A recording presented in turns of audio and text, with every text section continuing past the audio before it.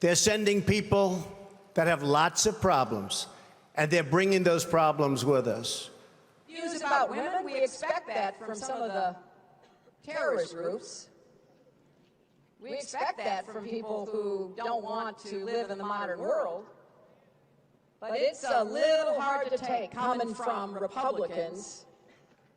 The 2016 race for the United States presidency has probably been the most entertaining election in all of ever. Both GOP and Democratic Party debates have clocked viewership numbers higher than ever before, which would seem at first to be a good thing, as this implies that voters are consequentially learning more about the candidates, their policies, and the parties they represent. However, if you surveyed a random sample of voters with a bait question such as, would you be willing to bomb Agrabah, just as many of them will get it wrong as did 10 years prior. Why? Bias is a creature that hides in all of us, no matter what our viewpoints are.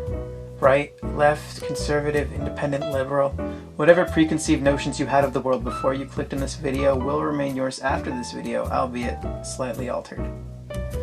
This is a bad thing when choosing whether or not to carpet bomb make-believe, vaguely Middle Eastern sounding cities, just as it is a bad thing when choosing the leader of a country who has the power to choose whether or not to carpet bomb make-believe, vaguely Middle Eastern sounding cities. I'm not making this video to persuade members of any party to join another. I'm making it simply to remind you to keep an open mind when you tune into the endless stream of propaganda this year. As an example, it's undeniable that Trump makes comments that are harsh to a vast array of people. Minority groups, political parties, Rosie O'Donnell. As a result of this, many anti-Trump proponents will make equally hateful comments towards Trump and his supporters. Now, I'm not a Trump supporter or a Hillary supporter, and I'm not saying that supporters of other candidates aren't attacked by Trump supporters, because we've all seen the anti-Hillary and Bernie shirts as well. What I'm saying is that the propagation of Trump memes and the like feed directly into the rhetoric that anti-Trump proponents fight so viciously against. I put those two clips at the beginning of the video to show two things. The first being that hatred comes from all sides, though maybe in different forms, and second being your own bias. Watch the two clips again and decide which comments you found more hateful.